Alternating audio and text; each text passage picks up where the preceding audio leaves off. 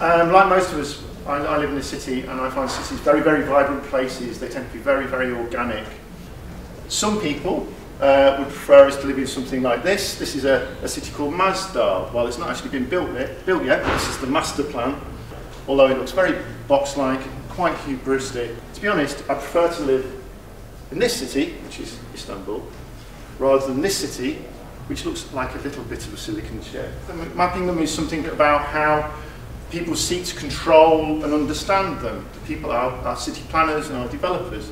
And this guy, who's a very, very dashing young 22-year-old called Frederick Engels, when he came to Manchester to work in his father's mill, he met a woman called Mary Burns, who lived down in Deansgate, who showed him the city and the tenements and the cellars where people lived and worked.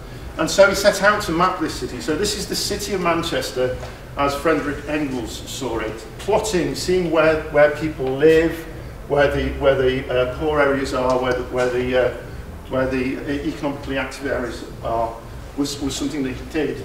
But this is a map made by the Russians in the late 1950s, early 1960s. It highlights the strategic targets if there was going to be a war. It highlights places where all the bridges are, all kind of special infrastructure is kind of numbered, and it was a map of how you would take over the city.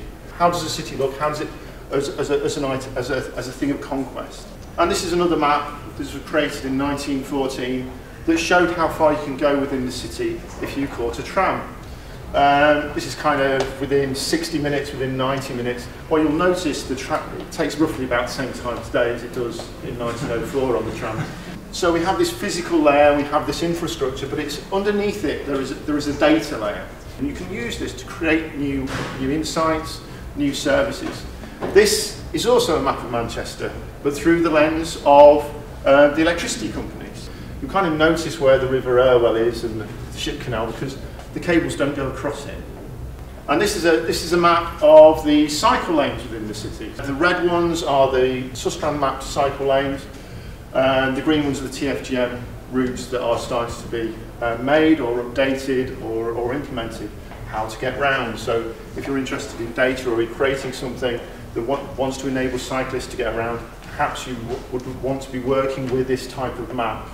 And this is more prosaic.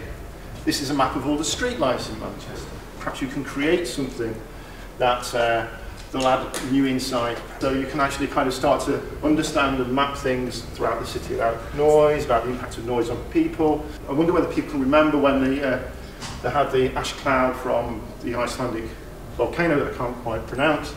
And all of a sudden, you realise there was no noise in the sky. Especially if you lived anywhere near Manchester Airport, that's a huge kind of underlying drone had gone because there was no air transport.